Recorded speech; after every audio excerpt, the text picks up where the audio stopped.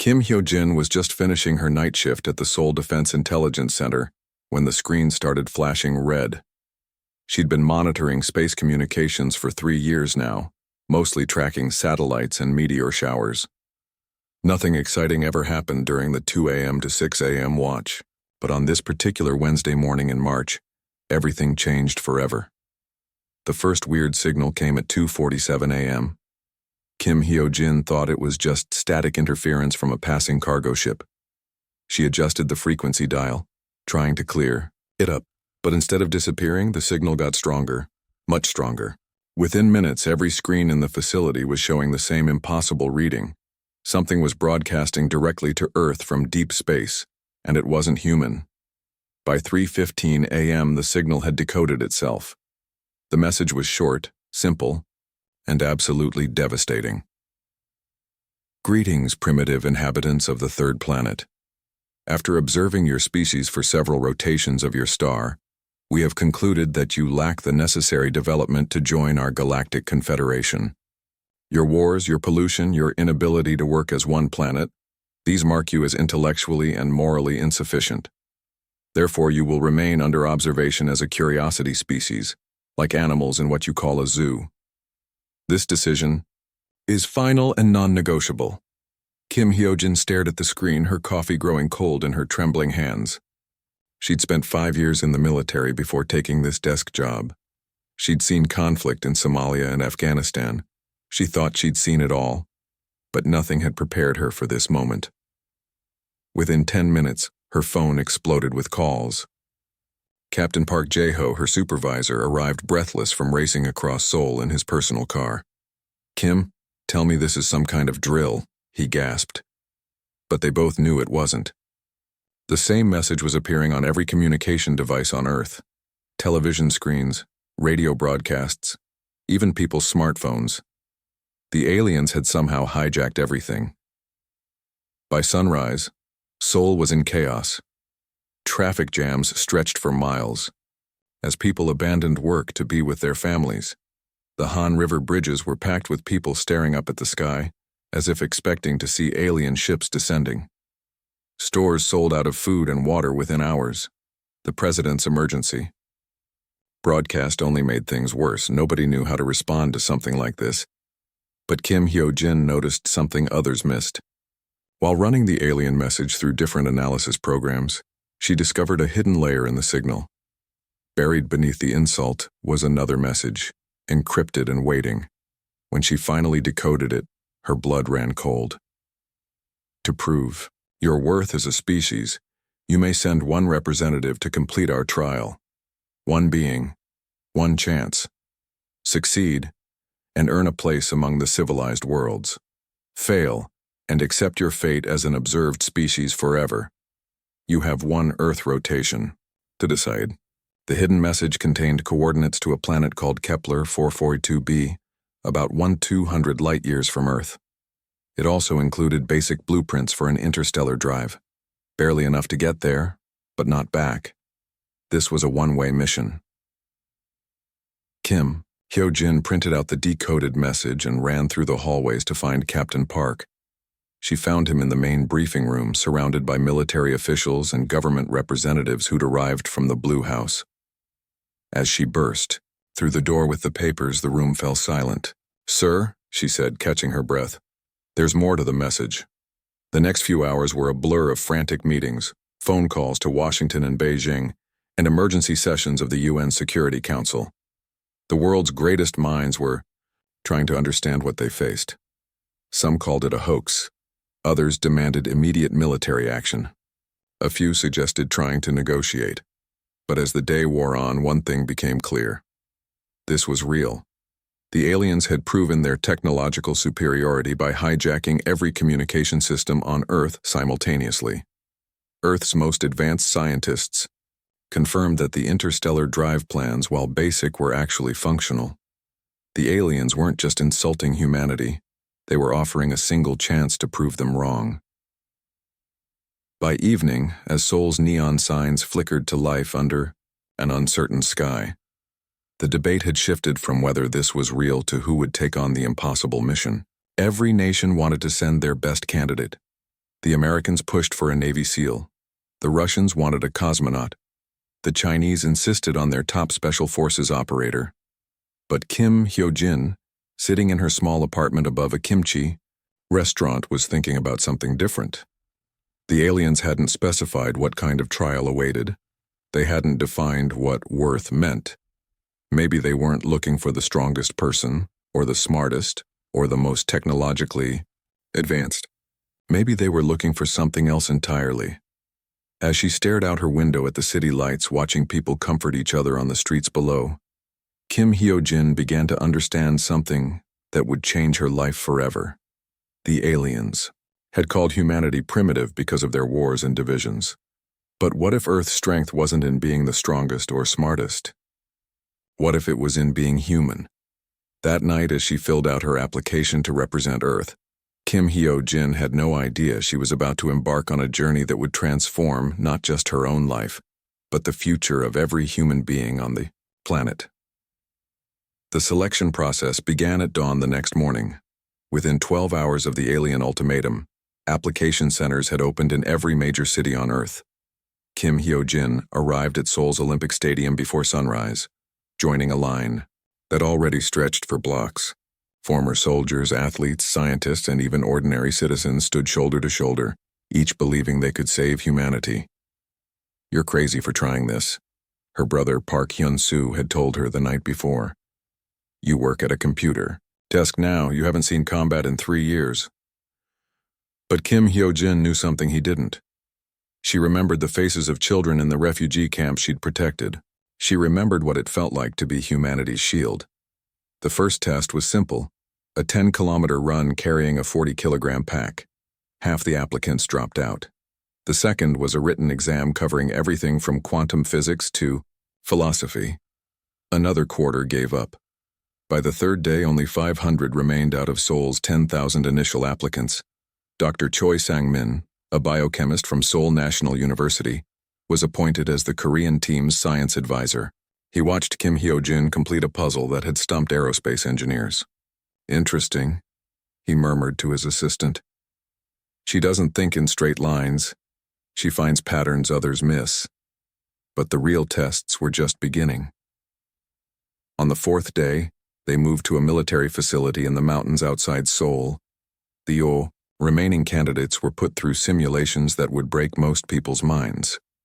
They faced holographic recreations of alien environments, solved puzzles that bent the laws of physics, and endured psychological evaluations that dug deep into their souls. Kim Hyo-jin found herself in a white room with Dr. Nam Sora, Earth's top xenopsychologist. "Tell me," Dr. Nam asked, "if you could only save one person from a burning building and one was your mother and the other a stranger's child, whom would you choose?" "I'd save the child first," Kim Hyo-jin replied without hesitation. "My mother would want me to, and if the aliens asked you to sacrifice yourself to save humanity, that's why I'm here." Dr. Nam made notes on her tablet. This candidate wasn't just willing to die for humanity. She understood that sometimes survival meant letting go of everything personal. The weeks turned into months. Of the 500 Korean candidates, only 5 made it to the international selection in Geneva. There, Kim Hyo-jin faced off against the world's elite, a Russian astronaut who'd spent 2 years on Mars, an American Special Forces operator with 27 confirmed missions, a Brazilian physicist who'd solved equations that had puzzled scientists for centuries. The international trials were brutal. Candidates were subjected to G-forces that would crush normal humans, locked in isolation chambers for weeks, and forced to make split-second decisions with billions of lives hanging in the balance. Many broke mentally. Others simply gave up.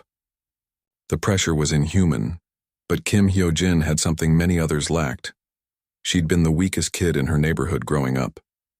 She'd learned early that surviving meant adapting, not overpowering. While others tried to bulldoze through the challenges, she found creative solutions. During one test, candidates had to navigate a maze that changed every time they made a move. The Russian tried to memorize patterns. The American used brute force to break through walls. Kim Hyo-jin sat down and listened to the sounds the maze made when it shifted. She realized it wasn't random. It was responding to their emotions. By staying calm and centered, she walked through passages that opened only for her. Dr. Wang Jinwu, the world's leading expert in human enhancement technology, took special interest in her. "Your brain activity is unique," he told her during one of many medical evaluations. "When others panic, you enter a state that's almost meditative. Your neural pathways literally rewire themselves under stress." The enhancement process was the hardest part. Scientists from every nation had collaborated to create a cocktail of genetic modifications and technological implants that would give humanity's champion the best possible chance. They strengthened bones, enhanced reflexes, improved oxygen processing, and upgraded neural connections. It was painful beyond description. Kim Hyo-jin spent 3 weeks in a medical facility, her body being torn apart and rebuilt day by day. Some nights she screamed until her voice gave out. Other nights she just cried, wondering if she was still human underneath all the modifications. Her mother, Cho Min-jung, visited every day. She'd bring kimchi from their family restaurant and sit by the bed, holding her daughter's hand as machines recalibrated her nervous system. "You're still my little girl," she'd whisper, even as Kim Hyo-jin grew stronger than any human had ever been. The psychological conditioning was equally intense. They had to prepare her for an alien world where reality itself might work differently. Virtual reality simulations exposed her to environments that violated basic physics. Sensory deprivation prepared her for the isolation of deep space. Combat training adapted her enhanced abilities to work with alien technology. By the time the selection process ended, only Kim Hyo-jin remained. Not because she was the strongest or the smartest, but because she understood something fundamental.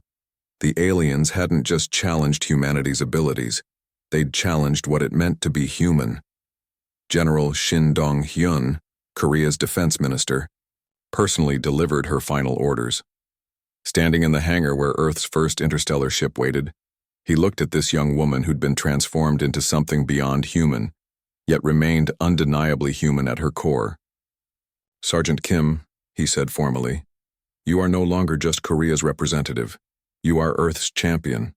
You carry with you the hopes, dreams, and love of 7 billion souls." As Kim Hyo-jin saluted and turned toward the ship that would take her to an alien world, she felt the weight of humanity on her shoulders. But she also felt something else, the quiet strength that came from knowing exactly who she was and what she fought for. The next morning, as Earth held its collective breath, the ship launched. Kim Hyo-jin was no longer entirely human, but she carried within her everything that made humanity worth saving. The journey to Kepler 442b took 6 months of traveling faster than light, but for Kim Hyo-jin, it felt like a lifetime. The ship, Taeguk, had been designed for one purpose, getting her there alive. There was no plan for coming back. Every day she watched the stars shift outside her window and wondered if she'd ever see Seoul again. On the final day of the journey, Kim Hyo-jin woke up to flashing red lights and alarms. The ship's AI spoke in a calm voice that contrasted sharply with the chaos. Approaching destination, gravity well detected, atmospheric composition, incompatible with standard human survival. Through the viewport, she saw it for the first time. Kepler 442b hung in space like a giant crystal ball, its surface reflecting sunlight in impossible patterns. The planet wasn't just alien, it was beautiful in a way that hurt to look at. Swirling clouds of silver and gold danced across continents that seemed to shift and change as she watched. The landing wasn't smooth. The ship's systems, designed by the best minds on Earth, struggled to adapt to the planet's unique properties. Gravity was exactly twice Earth's normal, meaning every step would feel like carrying another person on her back. The atmosphere was a toxic cocktail that would kill a normal human in seconds. But Kim Hyo-jin wasn't normal anymore. As the ship touched down with a bone-jarring impact, she felt her enhanced body already adapting. Her modified lungs processed the atmosphere through filters that had been grown from alien technology designs. Her reinforced skeleton adjusted to the crushing weight. She took her first step onto Kepler 442b at exactly 14:27 ship time. The surface beneath her feet felt like walking on music. It vibrated with harmonious frequencies that her enhanced hearing could detect. The crystalline ground stretched endlessly in all directions, but straight ahead, impossible to miss, stood her destination. It was a tower, but calling it that seemed wrong. The structure defied everything Kim Hyo-jin knew about architecture or physics. It seemed to be made of compressed starlight, translucent and solid at the same time. It twisted up into the alien sky, looking like it was bigger at the top than at the bottom.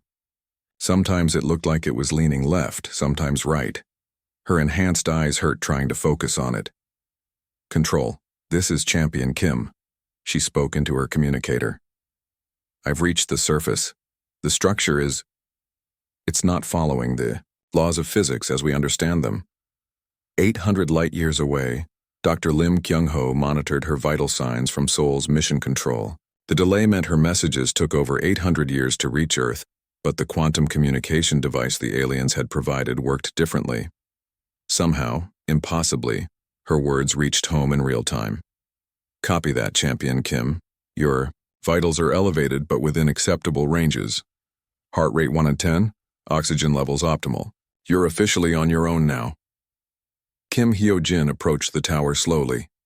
With each step, the ground beneath her feet played different notes, like a massive crystal piano. As she got closer, she realized the tower wasn't just one building.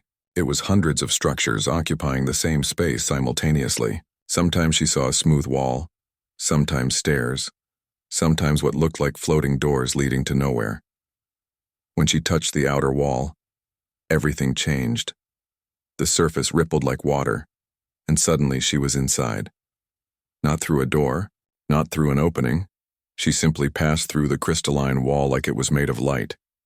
The first chamber was vast, with a ceiling that disappeared into star-filled darkness. The floor was covered with symbols that hurt to look at directly. They seemed to move and change when she wasn't focusing on them. In the center of the room stood a pedestal with instructions that appeared directly in her mind. "Welcome, representative of Earth. The first trial tests the foundation of your existence. Show us the strength that drives your species forward." The test began immediately. The chamber filled with gravity so intense that it felt like being crushed by an invisible giant. Kim Hyo-jin dropped to one knee, her enhanced bones creaking under the pressure. Normal gravity was twice Earth's. This was at least 10 times. But as she struggled to stand, she remembered something her drill instructor had told her years ago. Strength isn't about being strong enough. It's about finding a way to be stronger than you need to be. She closed her eyes and found her center. Her enhanced muscles screamed in protest, but muscle wasn't everything. She'd learned to control her metabolism, to redirect her body's resources where they were needed most. Slowly, impossible step by step, she walked forward across the chamber. The symbols on the floor glowed as she passed, and suddenly the crushing gravity was gone. A doorway opened in the far wall, not appearing but simply existing where nothing had been before. The second chamber tested intelligence. Mathematical equations floated in the air, constantly changing. But these weren't normal equations. They involved concepts that didn't exist on Earth. Time flowing backwards, gravity with personality, colors that were also numbers. Kim Hyo-jin studied them for hours, her enhanced mind processing patterns at superhuman speed. Finally, she realized the test wasn't about solving the equations. It was about understanding that some questions don't have answers, only better questions. Each chamber presented new challenges. One tested memory by making her relive every moment of loss in her life simultaneously. Another tested resolve by showing her everyone on Earth dying, while alien voices whispered that she could save them by giving up. A chamber of mirrors showed her infinite versions of herself, each one a little less human than the last. By the 7th level, Kim Hyo-jin realized something terrifying. Her equipment was failing not because of wear, but because reality inside the tower was actively hostile to Earth-based technology. Her weapon dissolved into light. Her armor became heavy as lead. Even her enhanced implants were beginning to glitch. But she kept climbing. Each level was stranger than the last. In one, she walked on walls that became floors under her feet. In another, she had to navigate through memories that weren't hers, alien experiences of worlds she'd never seen, emotions she couldn't understand. The tower seemed infinite, but Kim Hyo-jin didn't stop. She'd come too far to give up.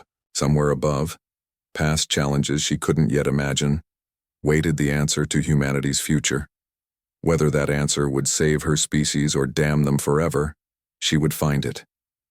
As she entered the 10th chamber, her communicator crackled, with static one last time. Dr. Lim's voice barely came through. Champion Kim. Readings. Impossible. Reality itself. Then silence.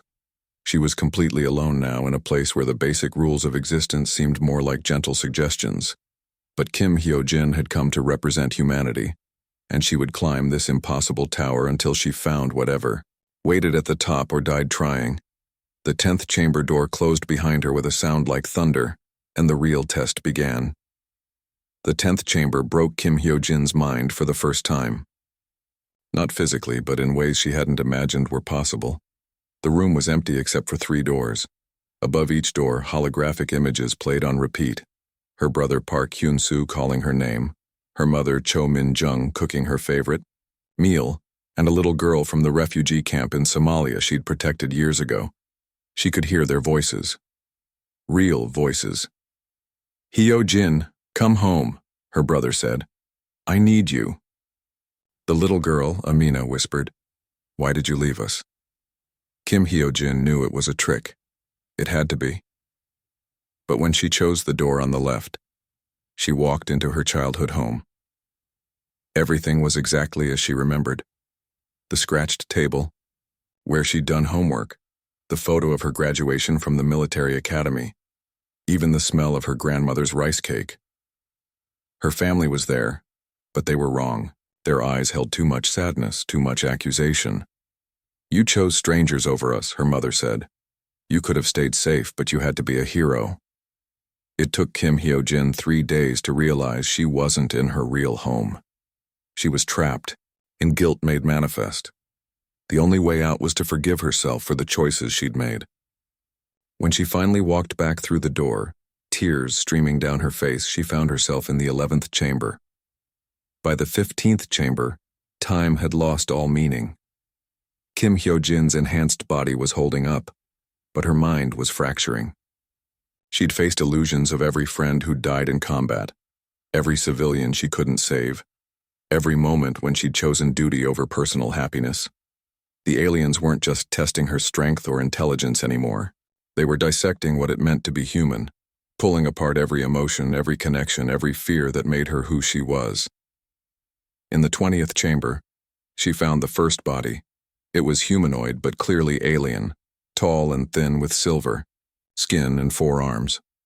The corpse was ancient, mummified by the tower's strange atmosphere. Next to it lay what looked like a weapon, its energy long since drained. More bodies appeared in subsequent chambers, dozens of different species, all apparently elite warriors who'd been sent to face the same trials. Kim Hyo-jin counted them as she climbed. 47 different alien races had sent champions before humanity. All had failed. Their bodies told stories of struggles beyond imagination. Some had made it further than others, but none had reached whatever waited at the top. The 25th chamber nearly killed her. It was a perfect recreation of soul during the alien broadcast, but wrong in every way. People screamed and ran in circles, buildings melted like candles, and the sky rained blood. She had to watch her city, her home, destroyed over and over. Again, while alien voices whispered that this was humanity's future. You cannot save them, the voices said. Your species is violent, destructive, unworthy. Look how quickly they turn on each other when afraid. Kim Hyo-jin watched her fellow Koreans fight in the streets, watched the military turn weapons on civilians, watched everything she loved crumble. For a moment, she almost believed it. Maybe humanity was too primitive. Maybe the aliens were right. But then she remembered something Dr. Choi had told her during training. The aliens judge us for our conflicts, but they don't see what comes after. Humans don't fight because we're evil. We fight because we care too much. She closed her eyes and walked through the illusion. The screams faded. The 30th chamber was pure physics violations. Gravity pointed in all directions at once. Time moved backward and forward simultaneously. Kim Hyo-jin aged and grew young with each step. Her body couldn't process what was happening, and she vomited blood that turned to butterflies before hitting the ground. Her equipment finally gave up completely. The advanced armor that had protected her through 30 floors crumbled to dust. Her weapons dissolved. Even her enhanced implants were overloading, sending error messages directly into her brain.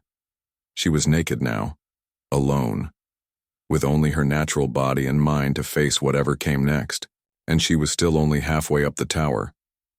By the 40th chamber, Kim Hyo-jin had learned to expect the impossible. She'd walked through rooms where her thoughts became physical beings that tried to strangle her. She'd solved puzzles that required her to forget everything she knew about logic.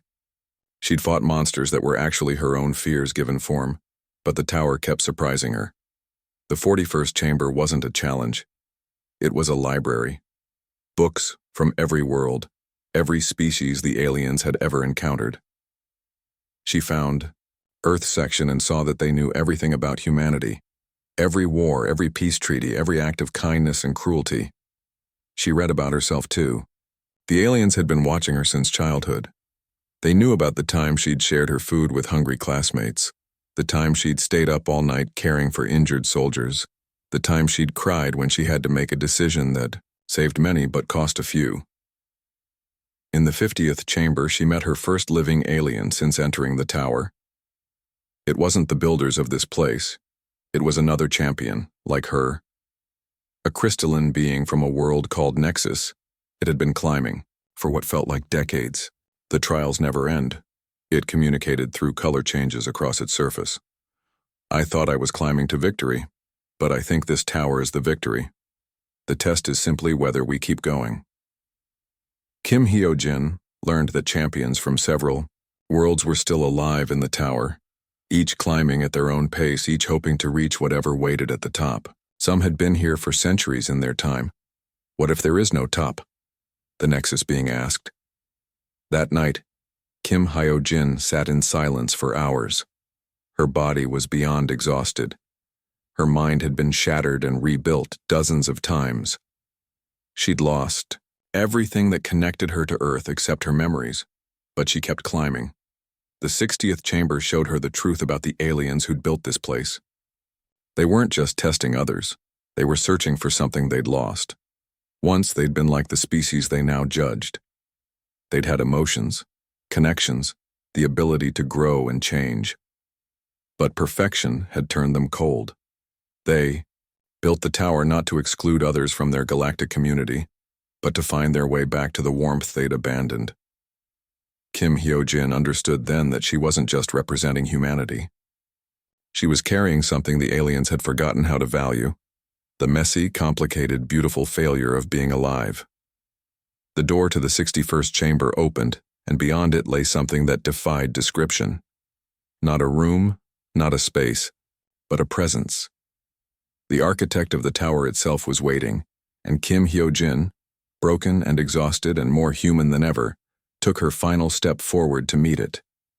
The architect wasn't what Kim Hyo-jin expected. She'd imagined a throne room, a mechanical intelligence, maybe some cosmic entity looking down at her with judgment. Instead, she stepped into what felt like the space between stars, a void filled with floating lights that pulsed with life. The presence spoke without words, its thoughts appearing directly in her mind. It was ancient beyond measure, yet felt strangely young. Welcome, child of Earth. You have climbed far, lost much, yet continue forward. Why? Kim Hyo-jin looked around, at the impossible space. Her body was failing.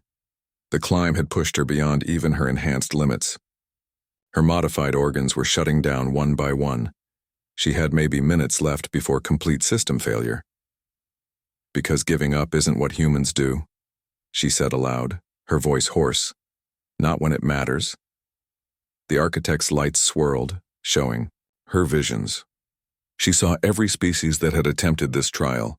The Zerithians who'd sent their strongest warrior, He'd tried to punch through every obstacle and died on the 20th floor. The Viridian Collective, who'd sent their most brilliant mind, she'd tried to logic her way past emotional trials and went insane on the 35th level.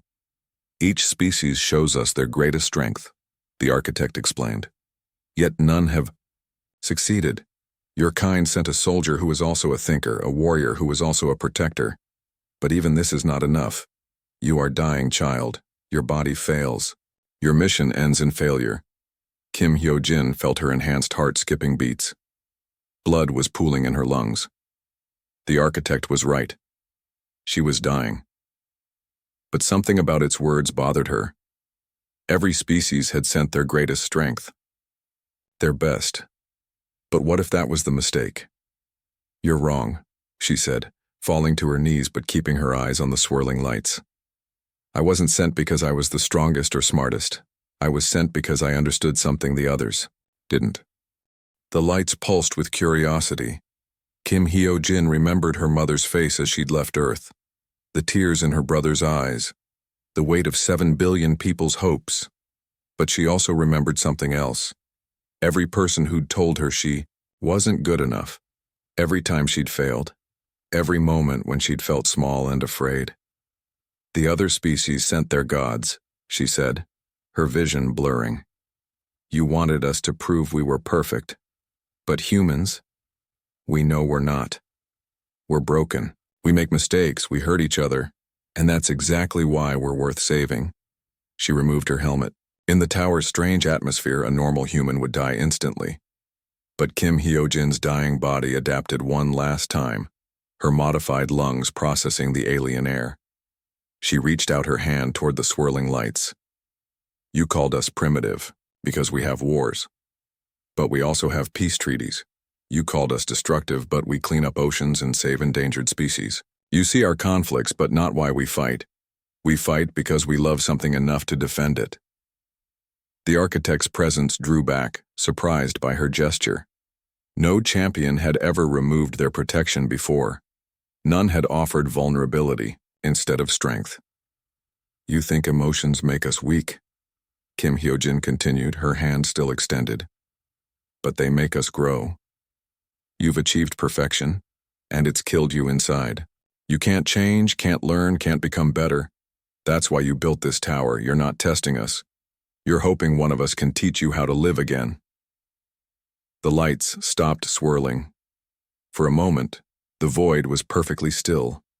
Then, for the first time in eons, the architect felt something it had forgotten existed. Not data transfer or logical exchange, but connection. This small dying creature wasn't trying to defeat it or impress it. She was offering friendship. I don't know if I passed your test, Kim Hyo-jin whispered, her strength finally failing, but I know why humanity deserves to survive. Not because we're perfect, but because we never stop trying to be better. The architect's lights touched her outstretched hand. In that moment, everything changed.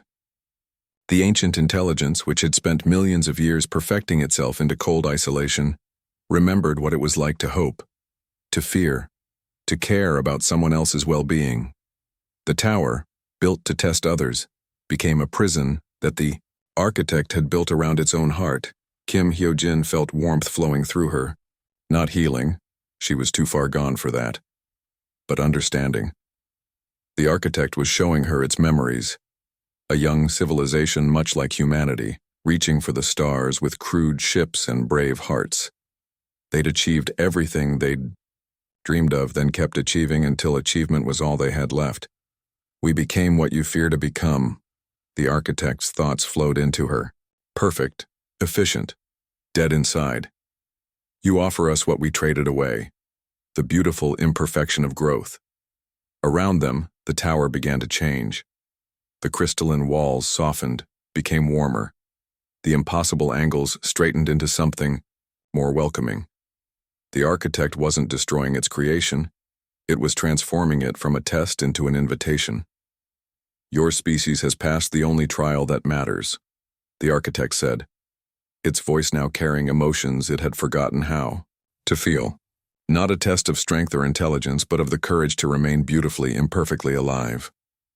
Kim Hyo-jin smiled as her consciousness faded. She'd done it.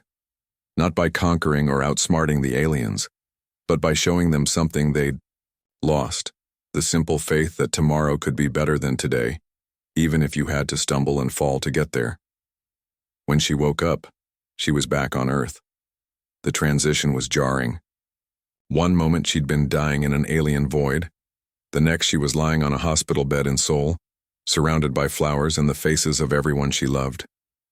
Her mother was holding her hand. Her brother was reading a book in the corner. Dr. Lim, Kyung-ho was checking monitors with tears in his eyes, but she wasn't alone. Through the window she could see ships in the sky, not threatening but welcoming. The architect had come to Earth along with representatives from dozens of species. They hadn't come as judges or conquerors. They'd come as students, hoping to learn from humanity what they'd taught themselves to forget. The insult that had brought them to Earth had become an invitation to the stars. But not the invitation humanity had expected. They were welcomed not as junior members of a galactic confederation, but as teachers of something the universe desperately needed to remember: how to remain human, even among the stars. Kim Hyo-jin stood at her hospital window, watching alien ships land in Seoul's parks while children approached them with curiosity instead of fear. Her mother brought her kimchi and rice, just like always. Her brother made jokes about her extended space vacation. Everything was different, everything was the same, and that, Kim Hyo-jin realized, was the most human thing of all: finding a way to remain yourself even as the universe opened up before you.